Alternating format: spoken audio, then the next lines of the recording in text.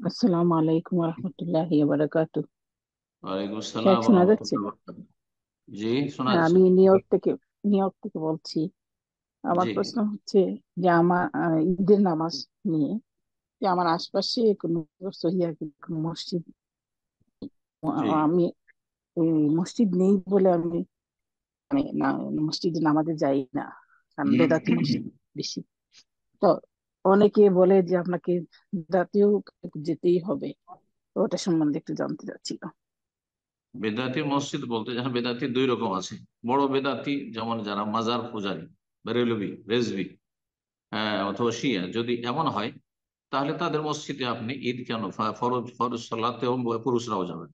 জি, কারণ তাদের পিছনে সালাত হবে, তাদেরই সালাত ঠিক হয় হয় না, শুদ্ধ হয় না, তখন তাদের পিছনে ইক্তেদাস হয় না।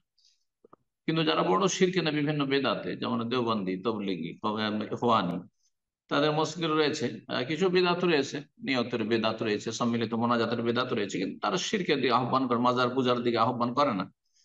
তাহলে তাদের পিছনে সালাত জায়েজ আছে। হ্যাঁ, যেমন ফাসেকের পিছনে, যারা চোর ডাকাত, হ্যাঁ, হারাম খায়, তাদের পিছনে সালাত জায়েজ আছে। বোঝা গেছে না? ঠিক ওরকম জায়েজ আছে। সুতরাং আপনি যাবেন ঈদের সালাত পড়তে। আর ঈদের সালাত পড়তে মহিলাদের যাওয়া ফরজ না সুন্নত, এটা একটা দেখার বিষয়।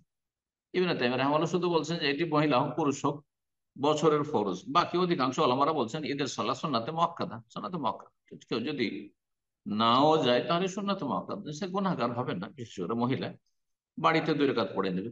যদি দেখেন যে আমার পক্ষে যাওয়া সম্ভব নয়, হ্যাঁ, যে দূরে হওয়ার কারণে, অথবা আহ এরা বড় বেদাতি সেই জন্য, আর শিরকি আকীদা রাখে এরা, তো আপনি 2 রাকাত বাড়িতে পড়ে নেবেন। আর বাড়িতে যদি আরো মেয়েরা থাকে, তাদেরকে নিয়ে একসাথে, মহিলারা একসাথে 2 রাকাত সালাত পড়ে নেবেন। জি, আল্লাহু আকবার।